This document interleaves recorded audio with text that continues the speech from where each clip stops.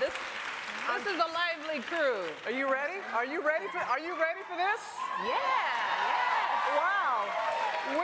We've been listening backstage. I know. What a panel. Woo. Very dynamic. Wow.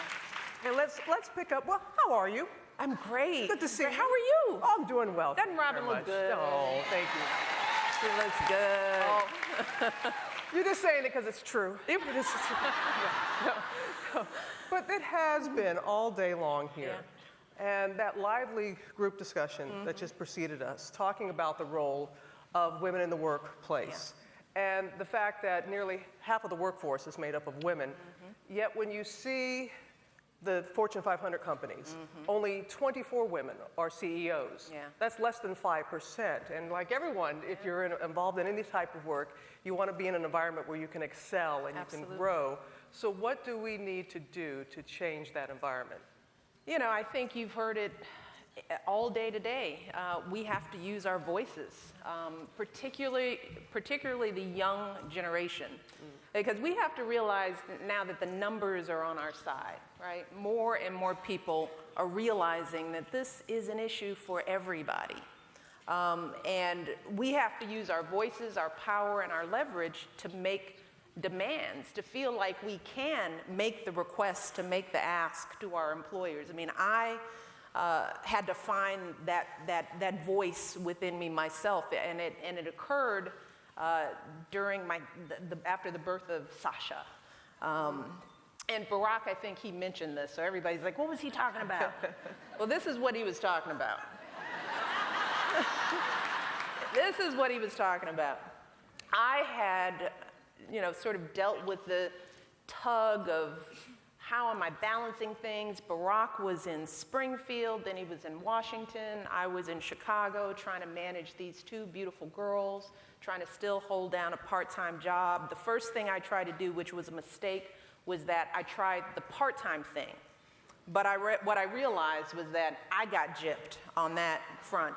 Because when you are working a professional job, what happened was I got a part-time salary, but continued to work full-time. So after that experience, I said, never again will I shortchange myself, because we were still paying for full-time babysitting, because as a professional, when there was a meeting that needed to happen, they expected you to be there. So we had to have full-time babysitting, so that was a net loss for us.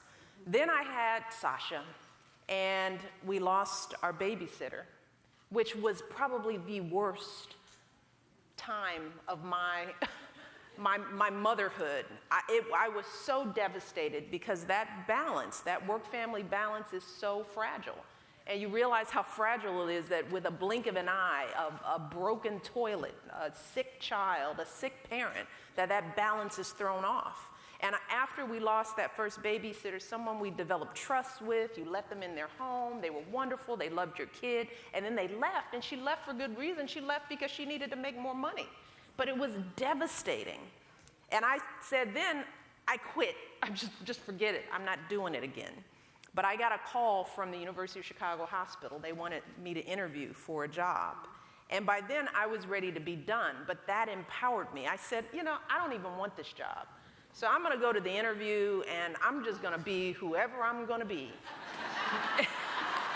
And they're gonna have to deal with it. And who I was at the time was a breastfeeding mother of a 4-month-old.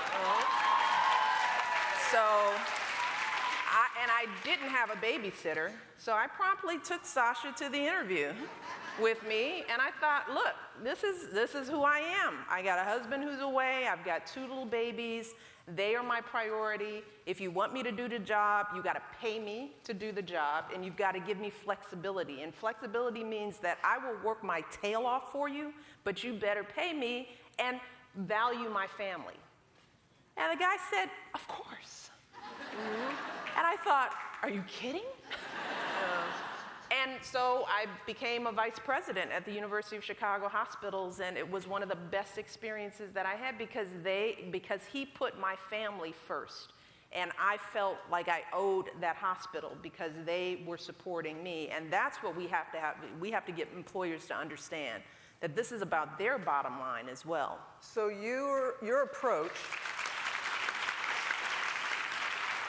your approach to your career changed as you became a mother, and how you said at first you learned not to ask for part-time, and so you were more directive in what you needed, and your employer responded.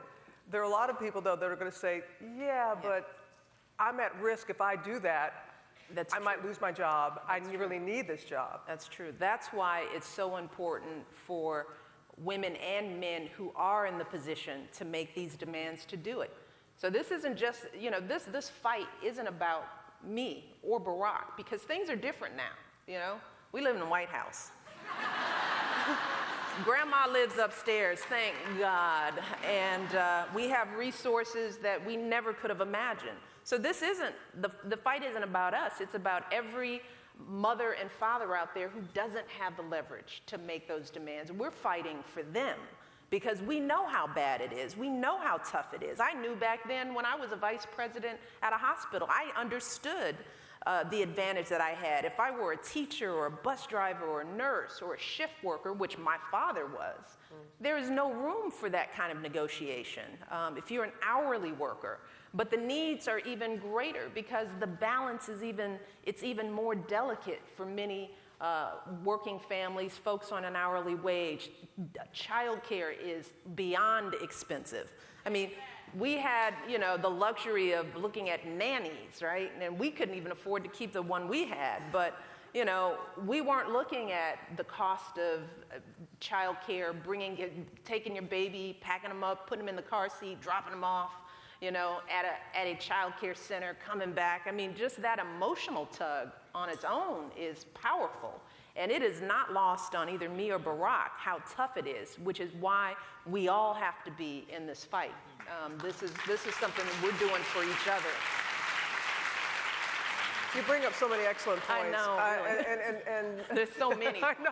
There's so many places. Robin's like, let me keep up with it. But no. But the fact that you're saying working families, because the landscape is changing. Women are going into the workforce. There are more stay-at-home dads. Is that part of the movement in letting everybody know that it is an issue for everyone in the family? Absolutely. That's why I love the fact that this is a working family summit. I mean, you guys heard from Barack.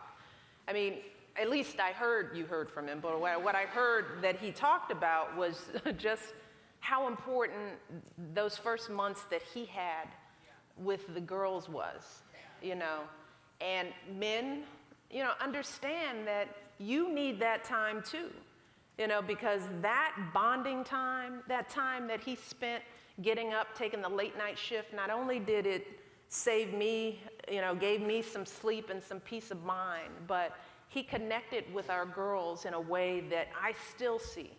That connection is real, and we as mothers, we don't take that for granted. But I think more and more men are understanding that you don't miss that time because you don't get that time back. Because let me tell you, now that Malia and Sasha are teenagers, they don't want to be bothered with us. So it's that time that he spent rocking in the chairs and reading them stories, and he was able to do that because not only did he value it, but he was in a work situation that allowed him to do that. And that brought us closer. So this is about strengthening the whole family. And I think more and more men are realizing that they just can't pass off those responsibilities, and they have to fight for these changes for themselves. This isn't a woman's issue by any stretch of the imagination. No, they realize that. Mm-hmm. And your husband really, he was the things that he was saying. And one thing that really touched a lot of people is when he said, yes, you are a strong woman, a strong mother, a strong wife, but that early in the marriage, to see you break down in tears because you were trying to juggle so much, and how that, after all this time, has still stayed with him. Were you in tears sometimes in trying to do everything? Oh, my goodness. I mean, the minute those kids come into the world, they just rip your heart out of your chest. That's why I tell young women, and young families that, we grow up as professionals, many of us, and we think we have it all figured out. We got our plan. Well, 4 years here at this university, and then I'm going to go down this path. I'll earn this money, and I'll get this promotion. And I'm like, just have a baby. And that baby comes out and looks you in the face, and all the plans go out the window. You don't know how you're going to feel. And every child is different, you know? They add a whole new set of joy, a whole new set of worries to your life. There is nothing more important to me than my girls. That's why when we first came in and people asked me what was my agenda when we first came into the White House, and I said, it's making sure that my kids are whole. I thought I was being honest. I mean, some people judge me for that, but the truth of the matter was that whether I'm first lady and he's the president, our first job is to make sure that our kids are on point. That is the most important legacy we will ever leave. So that's why this issue is so important, because employers have to know is that if family life isn't right, you know, if there's a worry, you know, if you don't think that you're leaving your child in good care, if they're not healthy and whole and happy, you're going to bring that worry to work. And it's going to eat away at what you're able to do. I don't care what you do, you know. You wait, as working families, don't you wake up every morning just praying that nobody's sick. Just don't be sick, my God. You know, we all pushed them out the door a little sniffly because it was like, okay, cough again. No, you're not really sick. You're like, take it. You know, it's just it's not 100. It's not 100. And we all sent them to school just a little. You're fine. Try to get through lunch. Call me. Tell me how you feel, you know. But you send them off, and all you're doing is worrying that they're falling apart in school. Yeah. So, you know, these are real emotionally draining issues. And, you know, because there are employers that have figured how to do this, you know, how to give us families the space to be good workers, but also to first and foremost be good families. If some can do it, they all can do it. Some are doing it, not all are doing it, and in part why we're here in Washington, people want to know the role of the federal government, and in some cases the state government. Is that something that should be done? And because there are a lot of people who are not certain of that. Well, you know, there are two ways to focus this. You're going to see in this administration, they're going to do everything in their power administratively to make changes and to lead by example. I think one of my young staffers said that she just got an email from the chief of staff who said because of the summit, you know, this administration is going to start asking a set of different questions and so on. So the first thing that the president can do is make sure that his administration is leading by example. Now, what we need to do on the policy front requires congressional action at some point in time, and I know I just heard Nancy say it, and I heard the president say it, that you got to have, you know, elected officials who believe in these issues and the changes that need to be made as passionately as we all do, and that's going to require us to help them understand just how important these issues are. You know?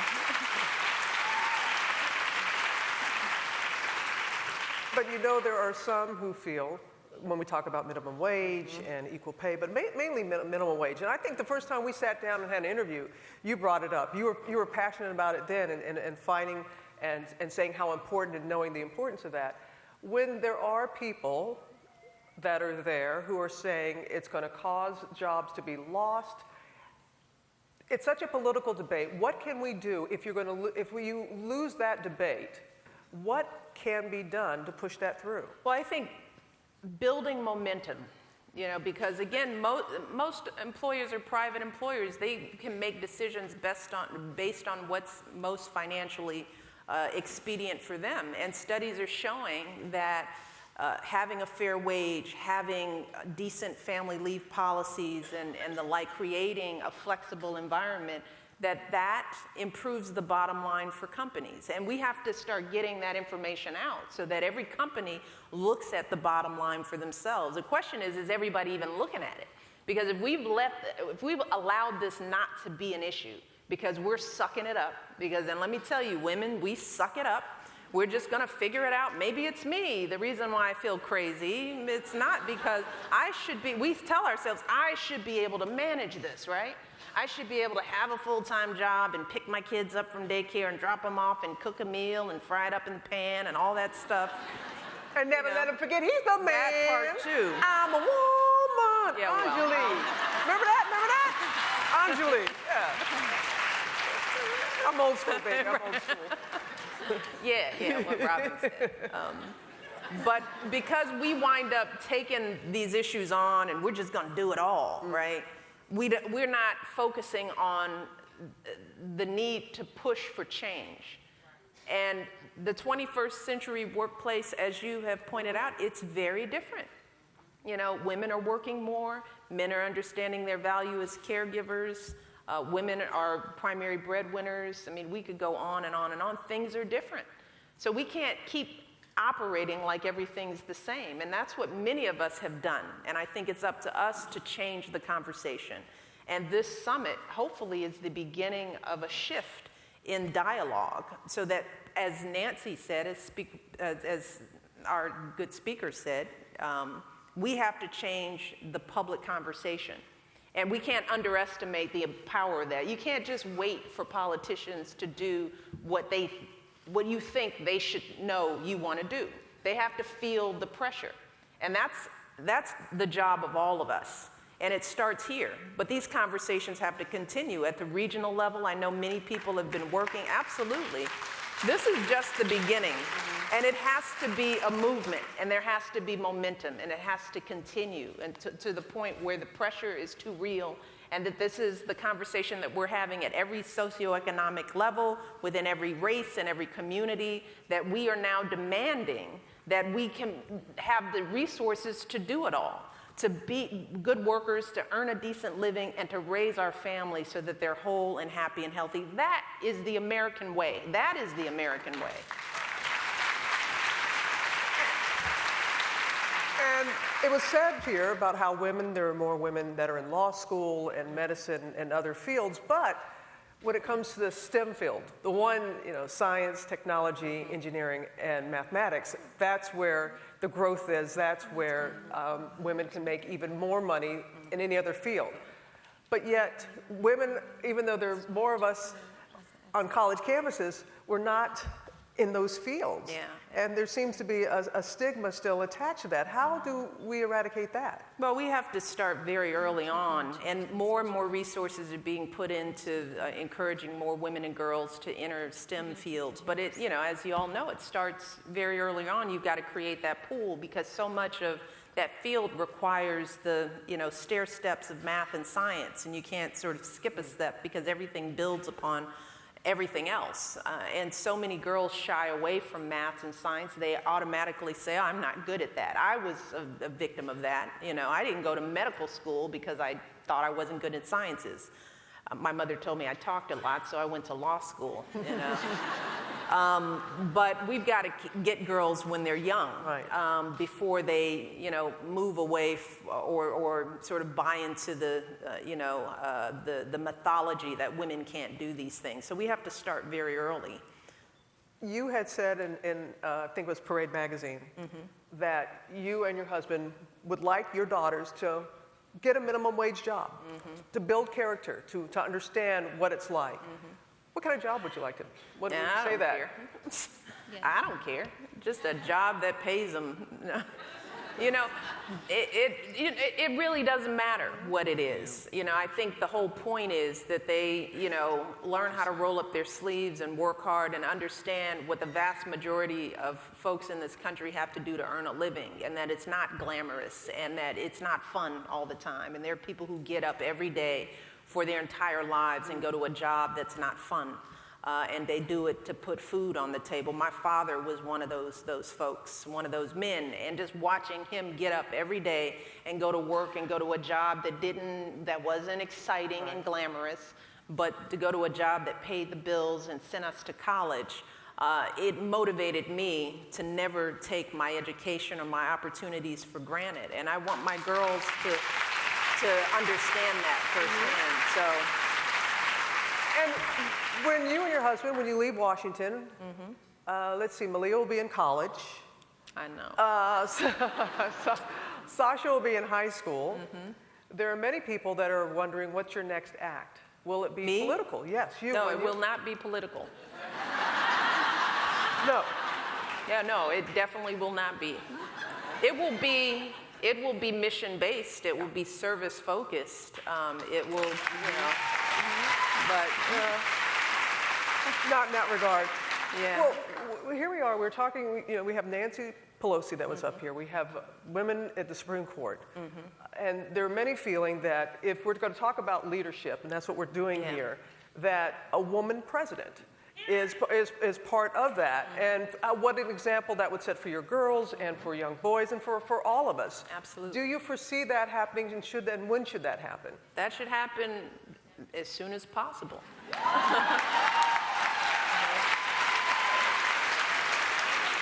And, I think this country is ready. This country is ready for anyone who can do the job. And what we have learned is that the person who can do the job doesn't have a particular race or gender or background or socioeconomic status or,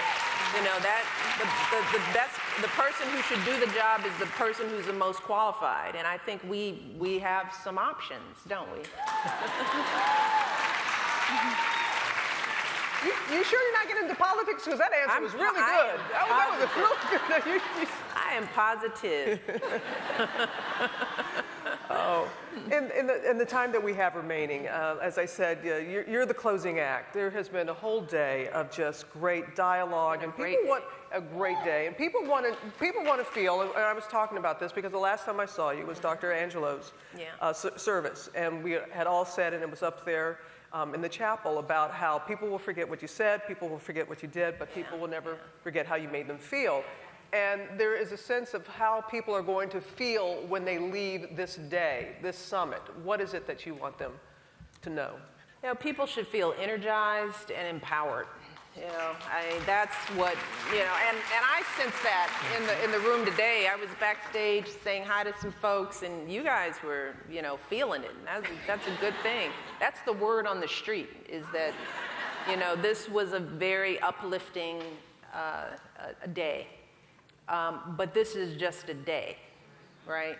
And movements don't happen in the span of 24 hours. They take a while, which is why we want to really empower the next generation, because the young folks coming into the workplace now are the ones who can really start pushing for a whole new type of paradigm. But it's going to take time, and it's going to take persistence and consistency. And there will be bumps in the road, and there will be losses. But we have to celebrate every small victory. And we can't be our own worst enemies and, get down on ourselves because we lose a battle or we didn't get 100% of what we want. Change can come in increments of 20% victories. But we have to celebrate those victories and keep pushing forward. So this is just the beginning. And it has to be, because this is going to be a long road. We're going to have to see changes in the way society perceives this issue. That's going to come from people in this room. We're going to have to change the way Congress sees these issues. That's going to come from the people in this room. And we have to build on this movement because it affects everyone. This should be one of those issues that galvanizes this nation. Because again, it knows no race, no socioeconomic background, no religion.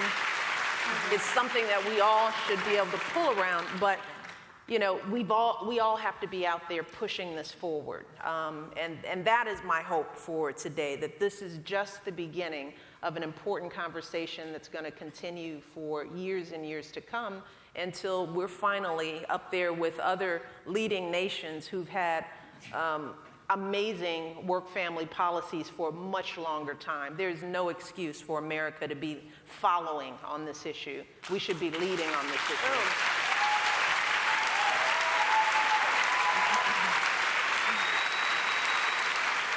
And picking up on that, because your husband just today was talking about how this great country, that we are the only one of a developed nation that does not have a paid leave for maternity. Yeah. And I think when you see that and when the president expresses that, that there is a feeling that this time has come. Yeah. And so what, again, when we're going to leave here, what is it that you want us to do? Vote. Continue to use those voices. For those of us who have the leverage to be, sort of the trailblazers within our companies, we should be the ones doing it. You know, if we have seats at the table in companies across America, if we're sitting on boards, if we're, you know, leading organizations, then we should be taking the lead. We should be pushing our companies. We should be taking the risk of making somebody mad, making somebody feel a little bit uncomfortable. You know, we have to be leaders. If we own a business, we should be trying to figure out the data and how to make it work for our bottom lines. We should be looking at the research. We should be asking those tough questions. We should be looking at best practices. We have to be leaders on this issue, and this group is not an accident. I mean, we've picked the top advocates, the top business owners, the top policymakers. You guys are the ones who are leading on this issue. But, you know, remember, trailblazing can hurt sometimes, you know? And some of it may not feel so good, but you're doing it for the men and women who don't have that voice and who can't take the risks. So we have to be the ones to do it for them. And you have consistently done that. Mrs. Obama, thank you very much for this opportunity to sit down with you and talk with you. Thank you for a great conference. And that's it.